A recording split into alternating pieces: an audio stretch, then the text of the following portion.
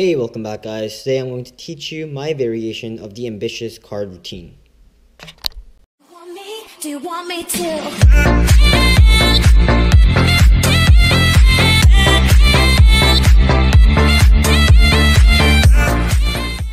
Alright, before we begin, I'd like to thank everyone for leaving such positive comments in my last few videos. I'm really happy that you guys are learning from my tutorials and you guys are going out there and impressing some friends. Now, onto my tutorial and the performance. Let's say the spectator chose the 4 of clubs and they have this unique signature on the card. What I would do is I would get the card lost somewhere in the middle of the deck, push it in right there like that, and in theory, because they signed it, they have a connection, special connection between the card and the spectator. So if the spectator snaps their fingers like this, in theory the 4 of clubs should jump to the top. Let's try that again. Take the 4 of clubs, push it somewhere in the middle of the deck right there, and if I push it in at the same time, the 4 of clubs is going to jump back up.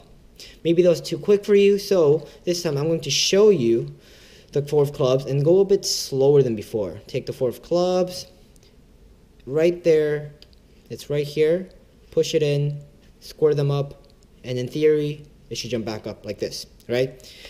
But here's the thing, because you sign the card, it only works if you snap your fingers. I'll show you. If I take the 4 of clubs and push it in the middle of the deck, if I snap my fingers like this, in theory it's not going to work, right? But if a different spectator snaps their fingers, it's not going to work as well. It only works if the spectator who signed it with this special Sharpie snaps, it's going to work. Okay, that's pretty simple, right? Now let's take it a step farther. What if I take the 4 of clubs and kind of fold it like this, okay? Like this, so it has a little crease, okay? And then, you can kind of see it, right? Take the 4 of clubs, and then riffle down, push it somewhere in the middle of the deck, right there, so you can still see the crease right there.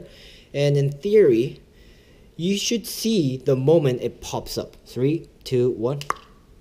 And there we go. 4 of clubs jumps back to the top, and that's the performance, guys. I hope you liked it. Stick around for the tutorial. So in my variation of the ambitious card routine, I take it a step farther every single phase, right? So at the very start, it's kind of cheesy. It's really just, it looks like a sleight of hand, but it becomes more impossible and impossible as you go. So in this tutorial, I'm going to be using the red card as the signed spectator's card. I'm not going to sign it again and ruin another card. I've done that enough. So right off the bat, what I would normally do is after they sign it, I would explain to everyone that it's a really special card because this is the only card in the world with a signature, only ace of spades in the world, right? And then as I say that, I would get a top pinky break on the top card and get ready to perform the Marbles tilt, like so. If you don't know what it is, check the description, I'll leave a link below. And then I would pretend to push it into the middle of the deck, and at the same time I would push it in the second from the top, like that, and then I would tell them to snap their fingers, and then I would perform the double lift like so and say it jumped to the top. And then from right there, I would do another double lift, take the top card, push it into the middle of the deck, show it, and then at the same time I'm pushing it, I will pull down the top card like so, and then show that it jumped again, right? Now, this only works if you have spectators right in front of you. What do you do if you have spectators right beside you? Because for Marbles tilt, it's really angle sensitive, right? If you do that, and from the side, you can see everything. So what I would do is that I would do what Mat Franco did in AGT. What I would do is, while everyone's taking a look at the ace of spades and the spectators signing their card, I would flip the top card over, do a wrist kill, and then take their card, show it to everyone, push it face down like this, and do another wrist kill like so, so that you automatically have a double lift to start with. And then from here, I would say, I'm going to take your card, push it in the middle of the packet like this, and push it in, and in theory, it's going to jump back to the top, right? So that would be my variation or my recommendation if you're surrounded by spectators everywhere. Now, you go into phase 2, which is a bit more impossible, I guess. It's not a lot more, but it's kind of a bit more impossible. So what I would do is from mechanics grip, I would transfer that into, I would just put put my right hand right here, your thumb at the bottom, index and the ring finger at the top.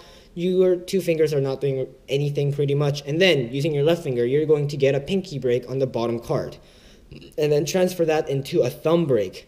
Now, if you're a beginner, you might not know how to do it. So, for advanced, you can just get a pinky break easily anywhere. But for beginners, you might want to give it a little slant so it's easier to stop on the very last card, right? So you get a pinky break and then transfer that to a thumb break like so, right? Now you have a clear thumb break, and then from here you're going to do a swing cut like this. If you don't know how to do it, it's pretty easy. You just swing and then cut, and pretty much. And I think I have a video made on that already.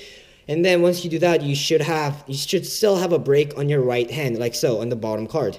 And from here, this is the most important part.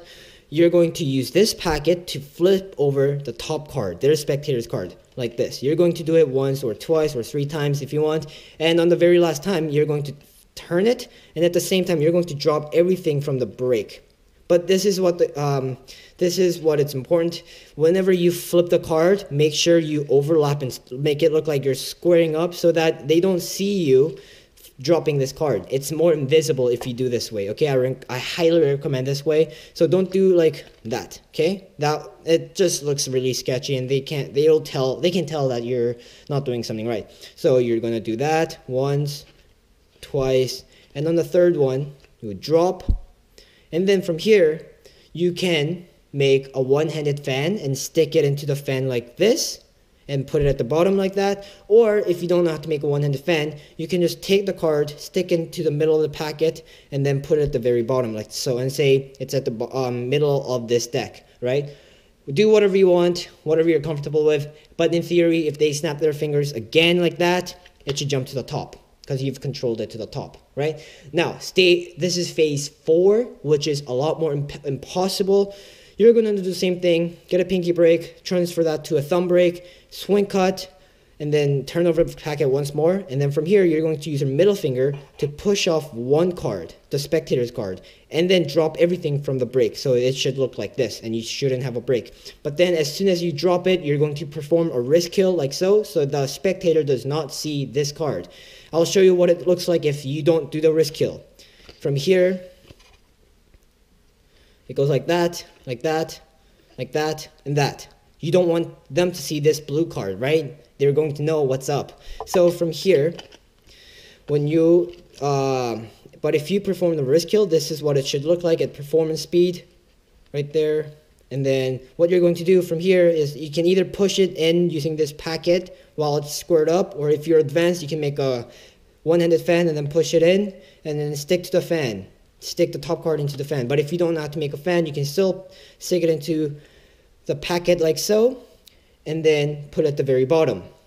What you have just done is that you've controlled it to the top. But then this time, as I said before, you're going to take it a step farther. You're going to say that it only works if the spectator who signed it snaps their fingers. So to demonstrate this, you're going to get a break on your top 2 cards, and then right off the bat, you're going to snap your fingers and say, look, it doesn't work when I do it, right? Because it was a double lift, they are not going to notice, like they can't tell that it's a double lift, but if you do a double lift, it will conceal the top card. And then from there, you're going to grab this packet using your middle finger and your thumb, and then point to a different spectator and say, hey, now you snap, right? Now you snap and see what happens. Using this packet, you're going to push up one top card, and then flip it over like this. This is very important.